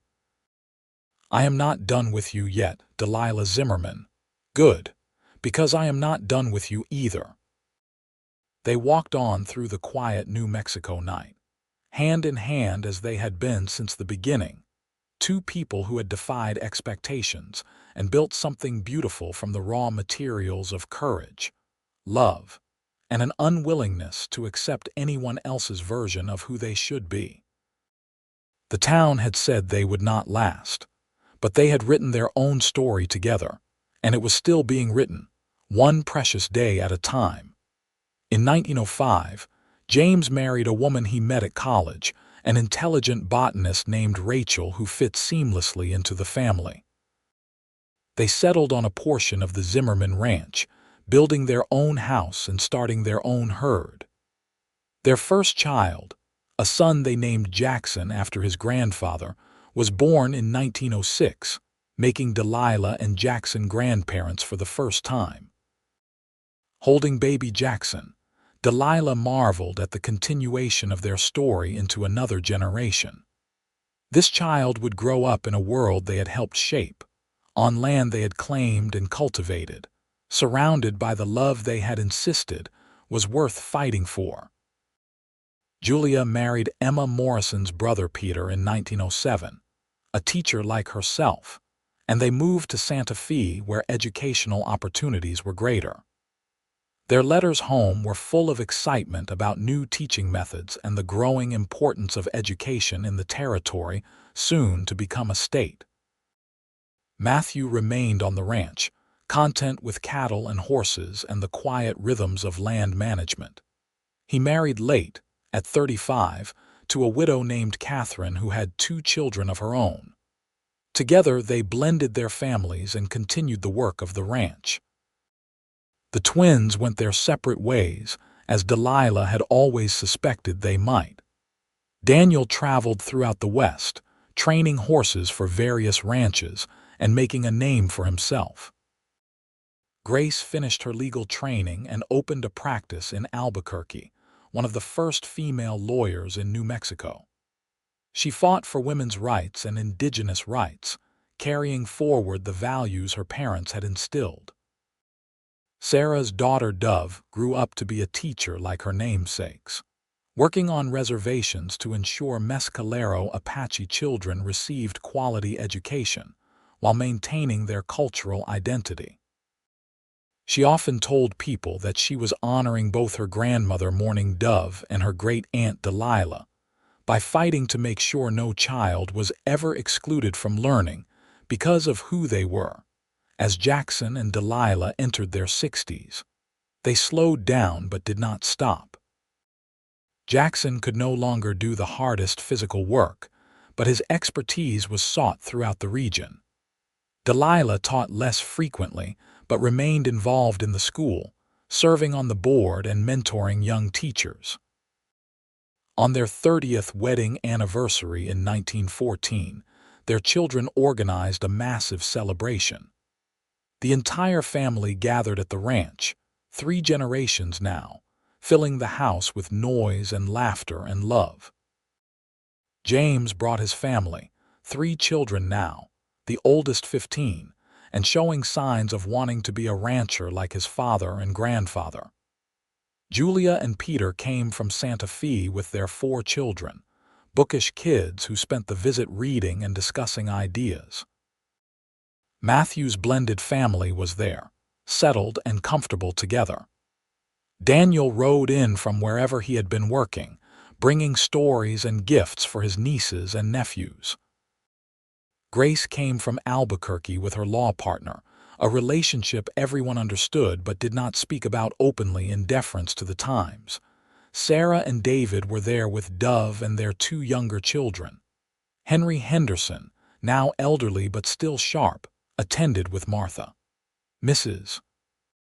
Chen came, moving slowly but still present and still watching everything with her knowing eyes. Emma and Peter Morrison brought their family. Even Thomas Murphy, now a respected teacher and school administrator, attended with his wife and children. 30 years, Jackson said in his speech, his voice still strong despite the gray in his hair and the lines on his face. 30 years ago, this town said we would not last. They said a Boston schoolteacher and a drifting cowboy had nothing in common. They said our differences would tear us apart. He looked at Delilah, seated beside him, her hair now silver but her eyes still bright and intelligent. They were wrong about the differences. Yes, Delilah came from the East and I from the West. Yes, she had education and I had experience. Yes, we walked different paths before we found each other, but those differences did not weaken us. They strengthened us. We complemented each other, challenged each other, grew together instead of apart. He took her hand and she squeezed it tightly. We wrote our own story together, just as Delilah said we would that day by the river when I proposed, and what a story it has been. Full of joy and struggle, triumph and heartache, ordinary days and extraordinary moments. I would not change a word of it. Delilah stood to join him, and the assembled family and friends erupted in applause. I have nothing to add, she said with a smile, except to say that the story is not over yet. We have many more chapters to write, and I look forward to every one. As the party continued into the night, Delilah found a quiet moment alone with Mrs. Chen. "Thank you," Delilah said, taking the older woman's hands, "for believing in us from the beginning, for your wisdom and your support. I did nothing but watch and occasionally offer tea, Mrs. Chen protested. "You did more than you know. That night before my wedding, when I was frightened, you told me I was stronger than I thought. I have remembered that so many times over the years. And you proved it true, over and over again." Henry Henderson joined them, moving slowly with the aid of a cane now. "Quite a gathering," he said, looking around at the crowd of people. "Hard to believe it all started with a frightened schoolteacher standing up for a half-Indian girl." "It started before that," Delilah said. "With Mourning Dove being brave enough to marry you, with you being brave enough to love her, with Jackson being loyal enough to honor his promise to her. All of us have been writing this story together." "She would be proud," Henry said quietly, "of Sarah, of Dove, of how their legacy continues." "Thank you for being part of that." As the celebrations wound down and families began departing, Jackson and Delilah stood on their porch watching the sunset paint the sky in shades of gold and crimson, just as they had done countless times over 30 years. "Tired?" Jackson asked. "Exhausted?" "Happy but exhausted. We have a good family, a good life." "The best," Delilah agreed. She leaned against him, fitting into the curve of his body as naturally as breathing. "When I stepped off that stagecoach in Fort Sumner, I never imagined this, all of this." I thought I would teach for a few years and then move on, alone, building something small and safe. Instead, instead I found you. I found courage I did not know I had. I found a community worth fighting for and a family worth building. I found home." "So did I," Jackson said. "I was drifting when I came here, running from grief and loss. Henry gave me work, but you gave me purpose. You gave me a reason to put down roots again." They stood together as the stars emerged, and Delilah thought about all the moments that had led to this one. The bullet that first day, Jackson pulling her to safety, their conversations at the school, the ride to the river, the proposal, the wedding, 5 children, struggles and triumphs, watching their children grow and their family expand. 30 years of waking up beside each other, of choosing each other every day, of building something that lasted. "No regrets?" she asked, as she had asked before. "Not a single one," Jackson replied, as he always did. Inside the house, they could hear the sounds of their family settling in for the night. James and Rachel were putting their children to bed in one of the guest rooms. Matthew and Catherine were doing the same with theirs. Voices and laughter, and the beautiful chaos of a house full of people who belonged together. Jackson and Delilah stayed on the porch a while longer, reluctant to let the perfect day end. But eventually, they went inside to their room, the same room where they had spent their wedding night 30 years before, now worn and comfortable and full of memories. As they prepared for bed, Delilah caught sight of their reflection in the mirror. 2 people in their 60s, no longer young but not yet old, still strong despite the years of hard work. She saw the lines around Jackson's eyes, the silver in his hair, the slight stoop to his shoulders.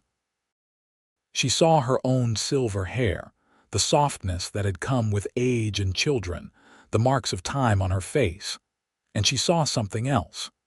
She saw love that had weathered 3 decades and only grown stronger.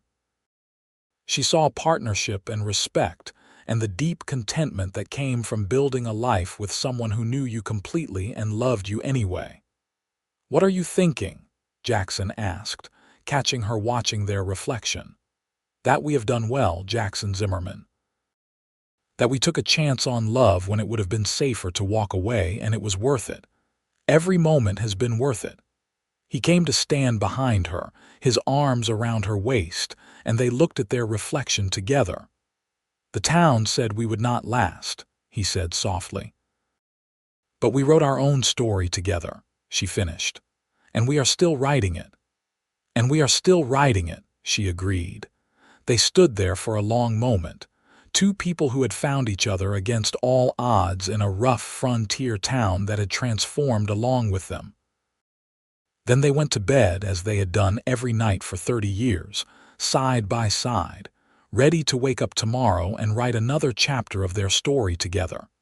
The years that followed brought both joy and sorrow, as all years do. Mrs.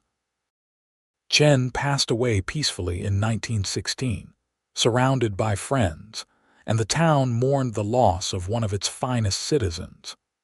Henry Henderson followed in 1918, having lived to see his daughter Sarah become a grandmother herself.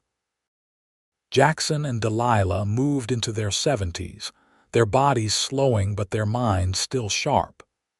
The ranch continued under Matthew's management, with input from Jackson and occasional visits from James.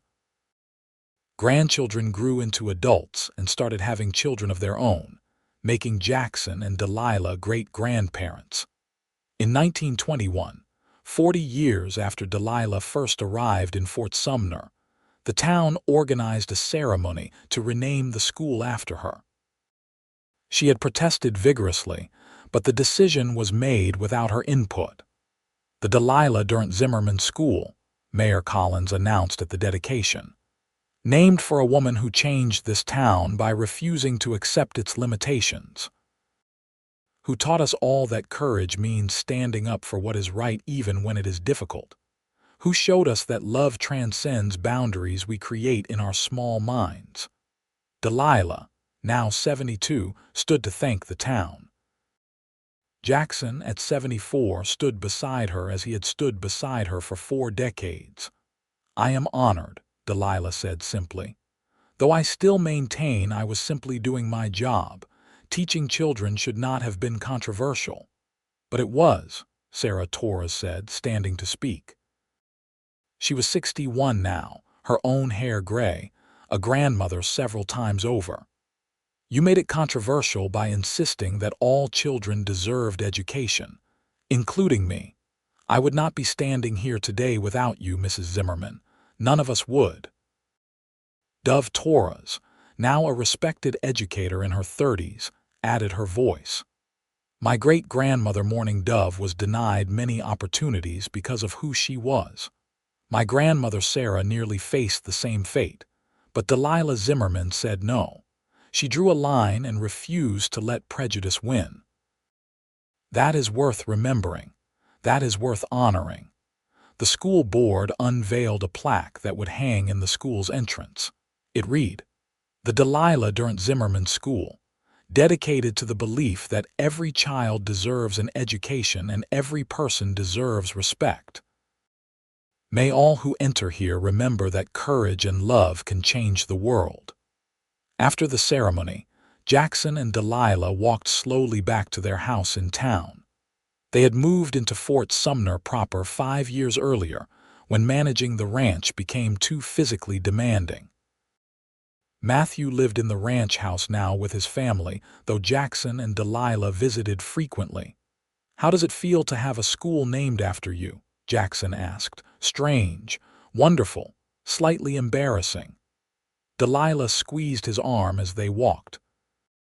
"I keep thinking about that frightened woman who stepped off the stagecoach 40 years ago. She had no idea what was ahead of her. Would you tell her if you could? Would you warn her about the struggles?" "Never. Knowing would have made it harder, not easier. She needed to discover her own strength step by step." Delilah paused on the street corner, looking at the town that had become her home. "Would you tell that cowboy who pulled her out of danger what was coming? Not a chance. I would not risk changing a single moment." They continued home to the modest house they had purchased in town, where they could be close to the school and the church and their friends. The ranch was for visiting now, for watching Matthew work the land and seeing grandchildren learn to ride. That evening, as they sat together on their porch, Sarah came to visit with David and Dove. "I wanted to thank you properly," Sarah said. "Away from all the speeches and formality. You changed my life, Delilah. You and Jackson both. You showed me that I was worthy of respect and education and love. You gave me the confidence to stand up for myself, to marry who I wanted, to raise my children to be proud of all their heritage." "You did those things yourself," Delilah said, but Sarah shook her head. "You opened the door. I walked through it, yes, but you opened the door." Sarah took Delilah's hand. "And now Dove is opening doors for other children, teaching on the reservations, making sure no child feels the way I felt at 9 years old. That is your legacy, Delilah. Not just one child saved, but generations helped." After they left, Delilah cried quietly and Jackson held her close. "Happy tears?" he asked. "Yes, I am just thinking about how much has changed, how far we have all come. We wrote a good story, Delilah, the best story. In 1924, Jackson fell ill with pneumonia. At 77, he did not have the strength to fight it as he once would have. The doctor warned Delilah that the prognosis was not good, and she refused to leave his side. Their children gathered, coming from across the territory and beyond. James arrived first, then Julia, then Matthew from the ranch. Daniel rode hard from wherever he had been working. Grace came from Albuquerque, setting aside her cases to be with her father. The grandchildren came too, a crowd of them now, filling the small house with their presence. Jackson held court from his bed, talking to each one, sharing memories and advice and love. When he was alone with Delilah in the quiet hours of the night, Jackson took her hand weakly. "I am not ready to leave you," he said. "Then do not. Fight this. Stay with me." "I will try." "But Delilah, if I cannot, you need to know something. These 43 years with you have been the greatest gift of my life. You made me believe in joy again when I thought I had lost it forever. You gave me purpose and family and love. Whatever happens, I want you to know I have had a beautiful life because you were in it. Stop talking like you are saying goodbye. You are not leaving me yet." But despite everyone's hopes and prayers, Jackson Zimmerman passed away peacefully 3 days later, surrounded by his family, his wife's hand in his until the very end. The funeral was attended by nearly everyone in Fort Sumner and the surrounding ranches.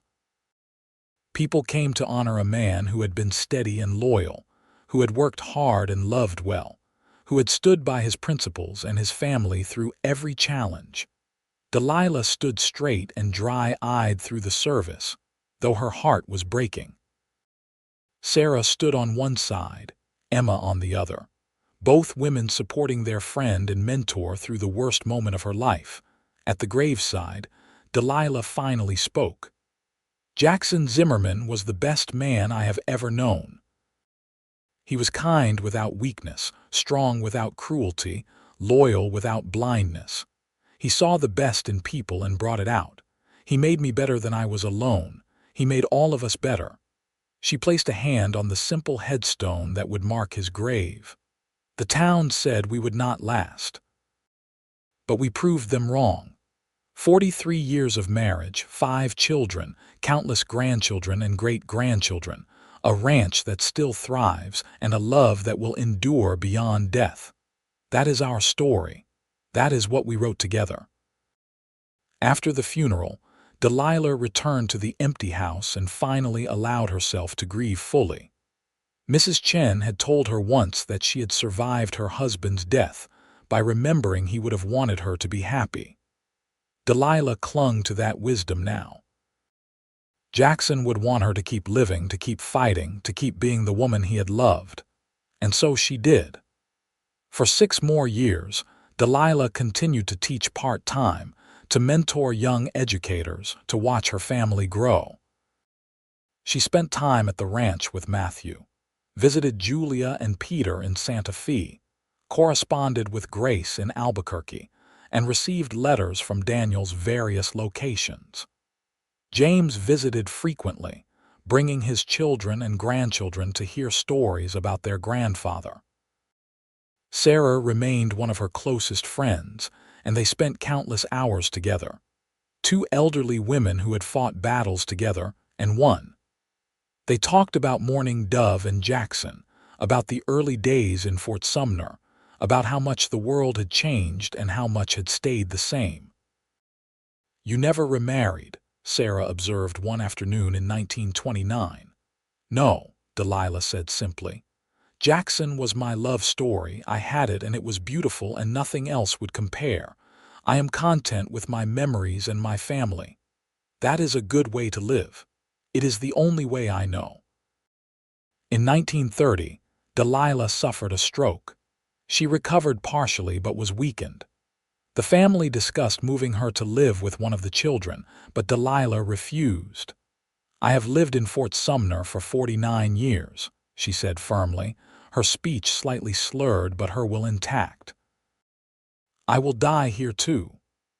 So they arranged for care, and Delilah spent her final year in the house she and Jackson had shared, surrounded by photographs and memories and the occasional visits from family and friends. On a warm April afternoon in 1931, Delilah Durant Zimmerman passed away peacefully in her sleep at the age of 82. She was buried next to Jackson, their headstones side by side just as they had been side by side in life. The funeral drew people from across New Mexico. Former students, now grandparents themselves, came to pay respects. Teachers she had mentored brought their students to honor the woman who had shaped education in the territory. Politicians spoke about her influence on equal rights and educational access. But the most moving tributes came from her family. Sarah Torres, now 71 and the matriarch of her own sprawling family, spoke about the frightened 9-year-old girl who had been given a chance and what had come from that chance. Delilah Zimmerman taught me I was worthy. She taught me to be brave. She taught me that one person standing up for what is right can change the world. I have tried to live by those lessons, and I have taught my children and grandchildren to do the same. Dove Torres, carrying forward her namesake's legacy, said, "My great-great-grandmother Delilah showed us all that love is stronger than prejudice, that courage is more powerful than fear, and that the stories we write for ourselves are better than the ones others try to write for us." She and Jackson wrote a beautiful story together, and we are all part of it now. James, now 59 and gray-haired himself, spoke for the children. "Our parents taught us to work hard, to treat people fairly, to stand up for what we believed in, and to love without reservation. They built a ranch and a family from nothing but determination and faith in each other. They faced opposition and overcame it. They showed us that a life lived with courage and love is the only life worth living." After the service, the family gathered at the ranch, 3 generations together, to share memories and comfort each other. They talked about Jackson pulling Delilah to safety that first day, about her standing up to the town for Sarah, about the proposal by the river, about 43 years of marriage and 6 years of widowhood, all lived with purpose and dignity. The Zimmerman Ranch continued to thrive under family management, eventually expanding to include some of the land Jackson had first eyed decades earlier. The school bearing Delilah's name produced generations of educated children who went on to become teachers, lawyers, ranchers, doctors, and leaders. The story of the Boston schoolteacher and the cowboy became legend in Fort Sumner, told and retold, growing with each telling but always rooted in truth. How the town said they would not last, how they held hands and vowed to write their own story together. How they proved that love transcends difference, that courage changes communities, and that 2 people committed to each other can build something that lasts beyond their own lives. Sarah Torres lived to be 93, dying peacefully in 1960, surrounded by the massive family she and David had created. Before she died, she recorded her memories of Delilah and Jackson for her great-grandchildren, wanting them to know the truth of where they had come from. "They were not perfect people," Sarah said in that recording. "They made mistakes and had doubts and struggled sometimes, but they loved each other fiercely and they stood for what was right even when it cost them. That is what I want you to remember.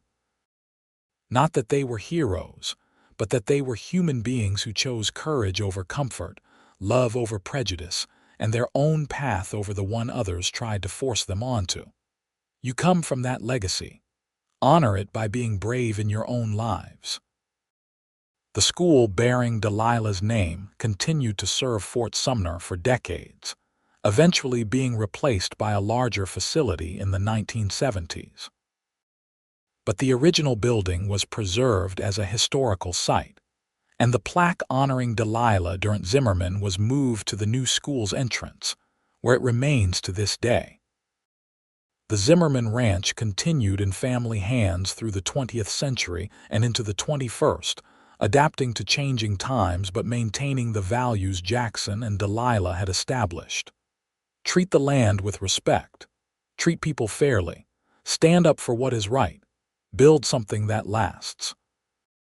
And in Fort Sumner, now a small town in modern New Mexico, people still tell the story of the teacher and the cowboy who refused to accept the limitations others placed on them, who loved when told not to, who fought for justice when urged to stay silent, who built a family and a legacy that endures long after they are gone. The town said they would not last, but they held hands and wrote their own story together. And it was beautiful,